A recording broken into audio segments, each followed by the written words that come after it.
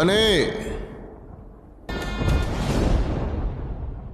தாங்கள் இப்பொழுதுதான் கூறினீர்கள், அவர் யாராக இருந்தாலும் அவர் இந்த குகையில் மகாதேவரால் பிறந்துள்ளார். நான் கூறுவது பழைய கதை. அப்பொழுது மகாதேவர் தன்னுடைய ரௌத்ர வடிவத்தில் இருந்தார். மகாதேவரின் வியர்வையில் இருந்து ஒரு சக்தி உருவானது. அந்த சக்தி பிளம்பானது மகாதேவரின் அம்சமான சக்கரமானது நின்று விட்டது போலவே தோன்றியது. மகாதேவரின் குரோதம் எல்லையற்றி இருந்தது.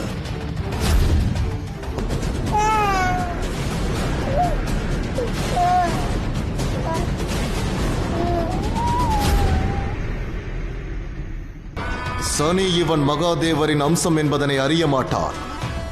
இவனுடைய பலத்தை பற்றியோ அறிய மாட்டான். புரிந்ததா? அமைதி ராவணா, அமைதி. இல்லை நாராயணன்,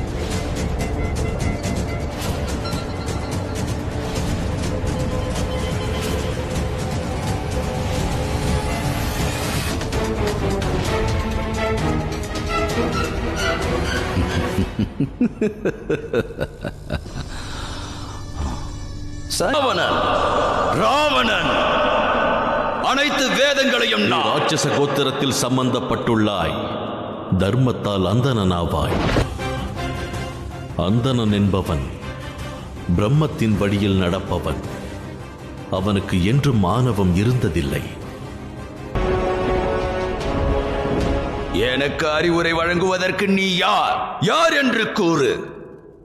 யார் நீ? நான் சாயா புத்திரரை பறித்து விடுகிறேன்.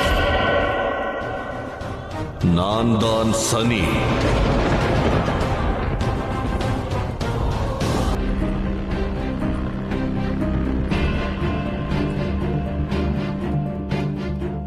பார்,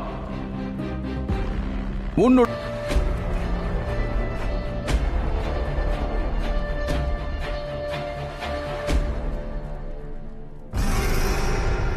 தங்கள் புத்திரனால் ஏற்பட்டதை அறிந்தேன்.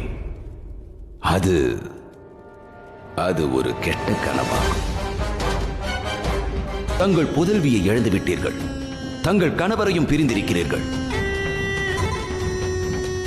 மேலும் தேவி சந்தியா,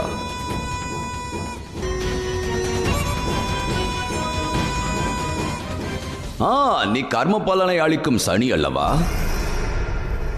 மன்னித்து விடு. மத்தின் வழி நடப்பவன் தான்.